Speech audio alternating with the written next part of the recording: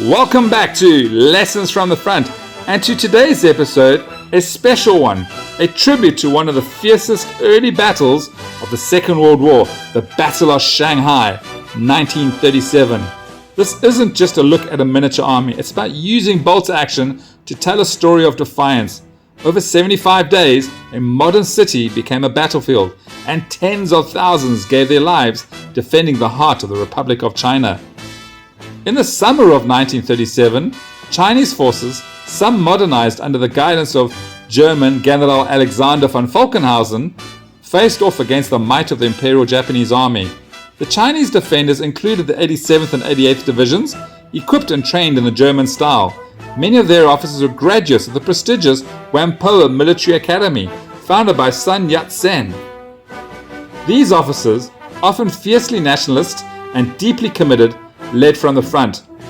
One of the most iconic of them was Colonel Xie Jinyuan, commander of the 800s heroes, who defended the Sihang warehouse. His sacrifice, along with his men, became a symbol of Chinese resistance.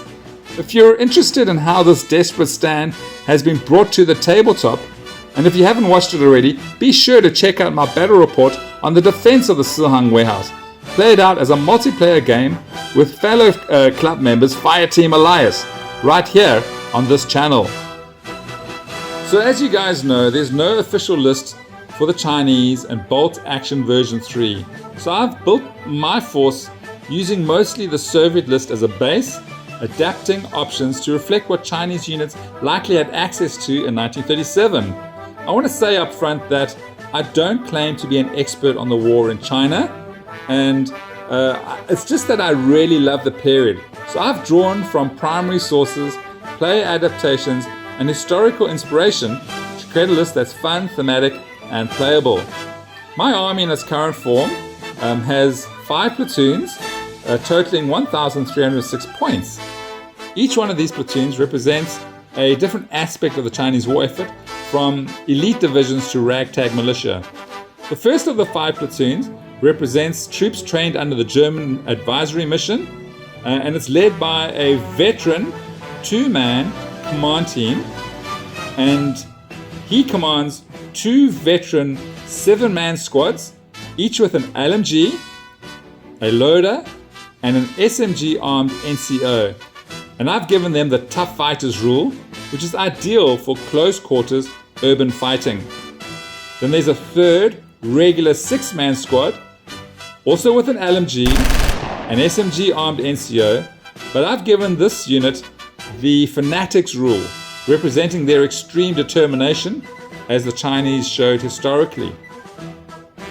They are supported by an anti-tank rifle team, a regular one, and a suicide bomber. I've based their points on the Japanese list, so he's going to cost 20 points, and it represents a terrifyingly desperate tactic that was reportedly used by the Chinese troops with satchel charges. Platoon 2 reflects the diverse defenders of Shanghai, including local police, provincial troops, and civilian volunteers.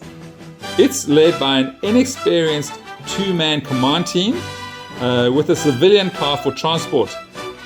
And they command 2 regular police squads, each 6 men strong. The NCOs are armed with those vintage Mauser World War I vintage pistols, and the rest they all have rifles.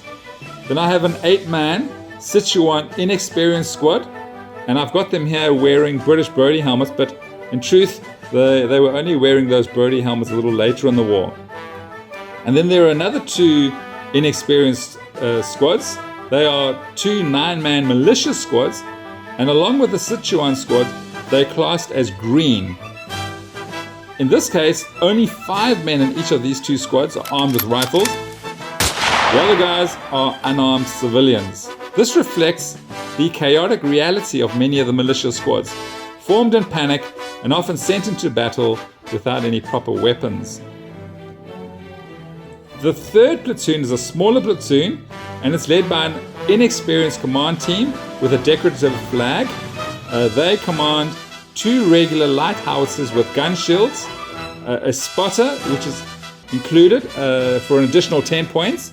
In the Soviet list, this was not allowed, but I've added for narrator flexibility, and hey, it's my list. This field artillery platoon costs 138 points. The crews, by the way, are kit bashed with some creative use of milliput for sculpting their shells. This was a fun modeling challenge for me. The 4th platoon is a heavy weapons platoon. It's 133 points. It's also commanded by an inexperienced team, also with a decorative flag.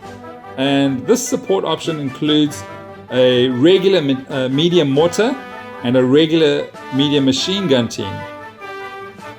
The 5th and final platoon is the armored element, and this includes a regular T-26 tank used as the command vehicle. I've paid for that. These were historically deployed and saw action in the city's outskirts. And then I've got a regular SDKFZ 222 armored car. Though rare, the Chinese did import a small number of these from Germany prior to 1938. Some likely served with the elite or internal units, so its presence here is plausible and adds a visual contrast to the force. So there you have it. What do you guys think? Please do leave your comments below. I'd love to hear from you. I'd love to hear what other guys are doing for their Chinese lists. So in the meantime, I wish you happy gaming.